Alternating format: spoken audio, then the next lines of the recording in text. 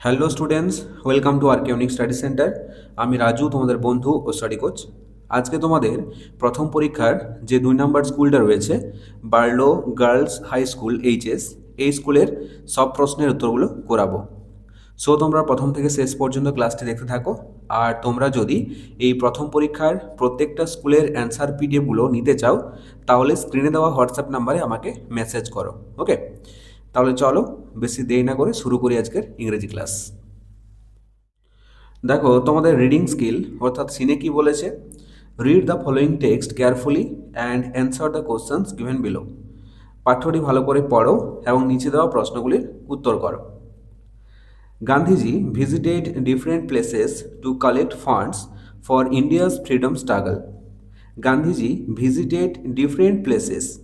গান্ধীজি আলাদা আলাদা জায়গায় গিয়েছিলেন টু কালেক্ট আদায় করতে, ফান্ডস মানে হচ্ছে তহবিল বা অর্থ, অর্থ আদায় করতে, ফর ইন্ডিয়াস ফ্রিডম স্ট্রাগল, কিসের জন্য? ভারতের স্বাধীনতা সংগ্রামের জন্য। ওয়ান্স হি ভিজিটেড উড়িষ্যা, একবার তিনি উড়িষ্যাতে গিয়েছিলেন। There he met an old woman, সেখানে তিনি একজন বৃদ্ধ মহিলার সঙ্গে দেখা করেছিলেন। She could not stand straight, সে ভালোভাবে দাঁড়াতে পারছিল না বা সোজাভাবে দাঁড়াতে পারছিল না। হার হেয়ার ওয়াজ গ্রে, তার চুলগুলো ছিল কি? ধূসর। হার শাড়ি ওয়াজ টর্ন, তার শাড়িটা ছিল কীরকম? ছেঁড়া। টর্ন মানে হচ্ছে ছেঁড়া। সি ওয়েন্ট নিয়ার গান্ধীজি, তিনি গান্ধীজির সামনে এলো। অ্যান্ড টাচড হিজ ফিট, এবং তার চরণ দুটি স্পর্শ করল। Then she gave him a coin, তারপর তিনি তাকে একটা মুদ্রা দিলেন। Jamnalal Bajaj duty was to keep the funds, Jamnalal বাজাজের ডিউটি মানে কর্তব্য ছিল যে টাকাগুলো আদায় হতো, অর্থাৎ যে ফান্ডগুলো আদায় হতো সেগুলো রাখার। He asked Gandhiji for the coin, তিনি গান্ধীজির কাছ থেকে মুদ্রাটা চাইল। এখানে আস্কড মানে হচ্ছে জিজ্ঞাসা করা, কিন্তু এখানে চাওয়া হবে। বাট গান্ধীজি রিফিউজড, কিন্তু গান্ধীজি প্রত্যাখ্যান করলেন, অর্থাৎ দিলেন না। জামানলাল ওয়াজ সারপ্রাইজড, জামানলাল অবাক হয়ে গেলেন। I keep thousands of rupees, Jamnalal said, Jamnalal বললেন যে আমি হাজার হাজার টাকা রাখছি। This coin is worth much more than those thousands, এই মুদ্রাটি ওই হাজার হাজার টাকার থেকেও বেশি মূল্যবান। গান্ধীজি টোল্ড হিম, গান্ধীজি তাকে বললেন। If a man has lakhs, যদি একজন মানুষের লাখ লাখ টাকা থাকে, he can give a thousand or two, সে শুধুমাত্র 1,000 কিংবা 2,000 টাকা দেবে। But this coin was perhaps all she had, কিন্তু এই মুদ্রাটি সম্ভবত তার কাছে সব কিছুই ছিল। হোয়াট এ গ্রেট স্যাক্রিফাইস, কি মহান ত্যাগ। সো তাই আই ভ্যালু দিস কয়েন, তাই আমি এর মূল্য দেব বা এই মুদ্রাটির মূল্য দেব more than a crore of rupees, 1,000,000,000 টাকার চাইতেও বেশি। গান্ধীজি এক্সপ্লেইনড, গান্ধীজি ব্যাখ্যা করলেন। হি কেপ্ট দ্যাট কয়েন, তিনি এই কয়েনটি রাখলেন। উইথ হিম ফর এভার, তার কাছে চিরদিনের জন্য। তাহলে এটা ছিল তোমাদের সিন। এরপর দেখো প্রশ্নগুলো কি বলেছে। Choose the correct answer from the given alternatives, বিকল্পগুলির মধ্য থেকে সঠিক উত্তরটি নির্বাচন করো। এটা দেখো কি বলেছে, the hair of the old woman was, বৃদ্ধ মহিলার চুলগুলো কীরকম ছিল? হোয়াইট সাদা, ব্ল্যাক কালো, ব্রাউন বাদামি, নাকি গ্রে ধূসর। তাহলে সঠিক উত্তর কি হবে? গ্রে, তাই না? তাহলে এটা হবে সঠিক উত্তর। এখানে দেখো তোমরা সেকেন্ড লাইনে পেয়ে যাবে হার হেয়ার ওয়াজ গ্রে, তার চুলগুলো ছিল ধূসর। তাহলে এখানে চারেরটা হবে সঠিক উত্তর। এরপর বিয়েটা দেখো, Jamnalal Bajaj duty was to keep, Jamnalal বাজাজের কি রাখার কর্তব্য ছিল? গান্ধীজির শার্ট, গান্ধীজির জামা, গান্ধীজির লয়েন ক্লথ, লয়েন ক্লথ মানে হচ্ছে ধুতি, গান্ধীজির ধুতি, দ্য ফান্ডস তহবিল, গান্ধীজির বুকস নাকি গান্ধীজির বই। তাহলে এখানে দেখো তোমরা পেয়ে যাবে Jamnalal Bajaj duty was to keep the funds, তহবিল রাখার কর্তব্য ছিল, তাই না? তাহলে বিয়ের দাগের সঠিক উত্তর কোনটা হবে? অপশন 3-এর দাগেরটা, তাই না? তাহলে দ্য ফান্ডস হবে সঠিক উত্তর। এরপর সি এরটা দেখো, the sari of the old woman was, বৃদ্ধ মহিলাটির শাড়িটা কীরকম ছিল? ইনট্যাক্ট, অক্ষত, টর্ন, ছেঁড়া, বোথ, এক অ্যান্ড দুই, মানে এক এবং দুই দুটোই হবে, নাকি নান অফ দিস, নাকি কোনোটাই হবে না?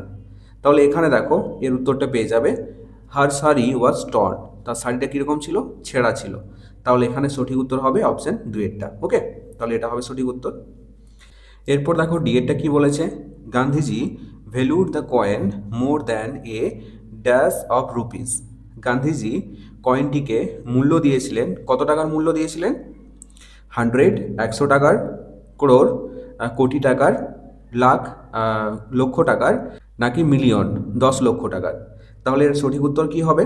Gandhiji valued the coin more than A crore of rupees, তাহলে অপশন 2 হবে সঠিক উত্তর। ওকে, এরপর দেখো বিয়ে কি বলেছে, write T for true and F for false statements in the given boxes, নিচের স্টেটমেন্টগুলি যদি ঠিক হয় তাহলে পাশের বক্সে টি লিখবে, আর যদি ভুল হয় তাহলে পাশের বক্সে এফ লিখবে। তাহলে এটা দেখো, ওয়ান্স গান্ধীজি ভিজিটেড বেঙ্গল, একবার গান্ধীজি বাংলাতে এসেছিলেন, এই স্টেটমেন্টে কিন্তু সম্পূর্ণ ভুল স্টেটমেন্ট, কারণ গান্ধীজি একবার উড়িষ্যাতে গিয়েছিলেন, তাই না? আমরা সিনটা পড়ার সময় দেখেছিলাম, তাহলে এটা হবে ফলস, অর্থাৎ এফ। বিয়েটা দেখো, the women from Orissa or a new sari, বৃদ্ধ মহিলাটি, উড়িষ্যার যে বৃদ্ধ মহিলাটি ছিলেন তিনি নতুন শাড়ি পরেছিলেন, এই স্টেটমেন্টটাও কিন্তু সম্পূর্ণ ভুল স্টেটমেন্ট, কারণ তার শাড়িটা ছিল ছেঁড়া, তাই না? তাহলে এটা হবে ফলস, অর্থাৎ এফ। সিট দেখো, Gandhiji touched the feet of the old women, Gandhiji বৃদ্ধ মহিলার চরণ দুটি স্পর্শ করেছিলেন, এই স্টেটমেন্টটাও কিন্তু সম্পূর্ণ ভুল স্টেটমেন্ট, কারণ পড়ার সময় দেখেছিলাম এটাও যে বৃদ্ধ মহিলাটি গান্ধীজির চরণ দুটি স্পর্শ করেছিলেন, তাহলে এটা হবে ফলস। ওকে, ডিএটা দেখো, Gandhiji gave the old women A coin, Gandhiji বৃদ্ধ মহিলাটিকে একটি মুদ্রা দিয়েছিলেন, এই স্টেটমেন্টটাও কিন্তু সম্পূর্ণ ভুল স্টেটমেন্ট, তাহলে কি হবে? এফ। এরপর সি দেখো, অ্যান্সার দ্য ফলোয়িং কোশ্চেন্স, নিচের প্রশ্নগুলির উত্তর দাও। এটা দেখো, where did Gandhiji meet an old women, কোথায় গান্ধীজি বৃদ্ধ মহিলার সঙ্গে দেখা করেছিলেন? তাহলে এর সঠিক উত্তর দেখো, ওয়ান্স গান্ধীজি ভিজিটেড উড়িষ্যা, একবার গান্ধীজি উড়িষ্যাতে গিয়েছিলেন, there he met an old women, সেখানেই বৃদ্ধ মহিলাটির সঙ্গে দেখা করেছিলেন। ওকে, এরপর বিয়ের দাগের প্রশ্নটা দেখো, what was a great sacrifice two Gandhiji, গান্ধীজির কাছে মহান যে ত্যাগ সেটা কীরকম ছিল? তাহলে উত্তরটা হবে, if a man has lakhs, যদি কোনো মানুষের বা যদি একটি মানুষের লাখ লাখ টাকা থাকে, he can give a 1000 or 2, সে শুধুমাত্র 1000 কিংবা 2000 দিতে পারবে। But the coin which the old women gave to Gandhiji, কিন্তু এই কয়েনটি বা এই মুদ্রাটি যেটা বৃদ্ধ মহিলাটি গান্ধীজিকে দিয়েছিলেন, ওয়াজ পারহেপস অল সি হ্যাড, যেটা সম্ভবত বৃদ্ধ মহিলাটির কাছে শুধুমাত্র সেই সব কিছুই ছিল, ওই কয়েনটিই সব কিছু ছিল, তার জন্য বলছে যে এই ত্যাগটা কিন্তু খুবই মহান একটা ত্যাগ। ওকে, এরপর সি একটা দেখো, why did Gandhiji visit different places, কেন গান্ধীজি আলাদা আলাদা জায়গায় গিয়েছিলেন?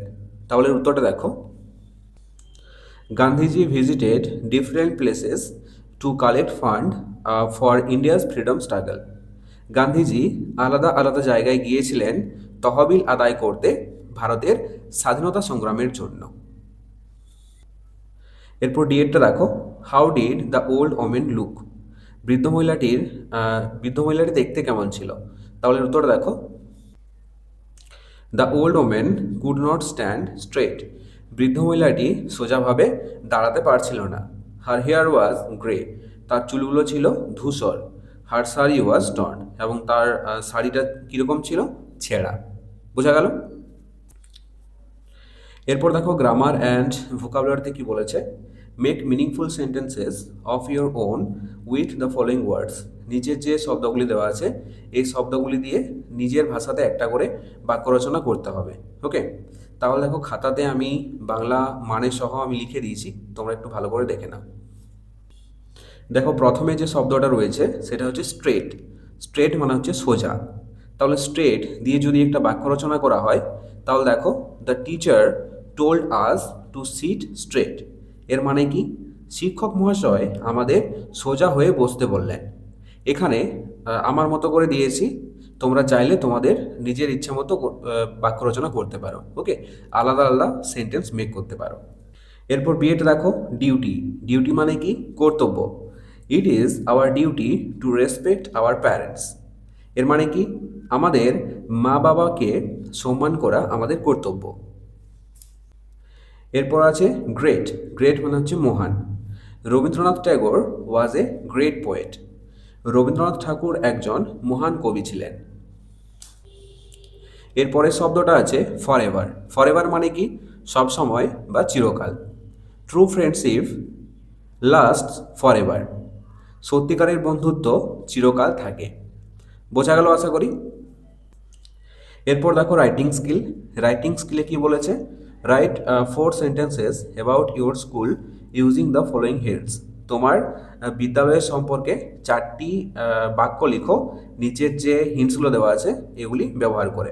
ওকে, তাহলে দেখো রাইটিং স্কিলে যেটা দেওয়া রয়েছে সেটা আমি লিখে দিয়েছি বাংলা অনুবাদ সহ, তোমরা দেখে নাও।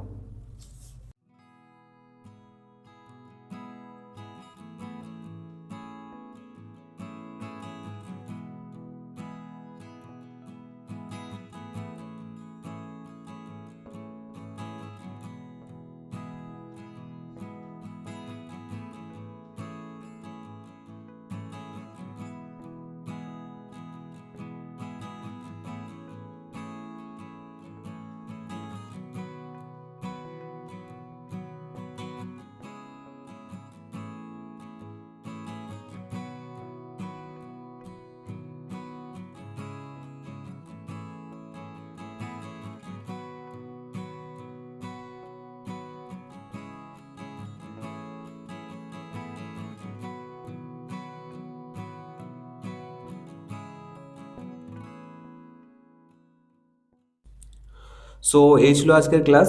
ক্লাসটি কেমন লাগলো অবশ্যই কমেন্ট করে জানাও, আর যদি ভালো লেগে থাকে তাহলে অবশ্যই একটি লাইক করে দিও।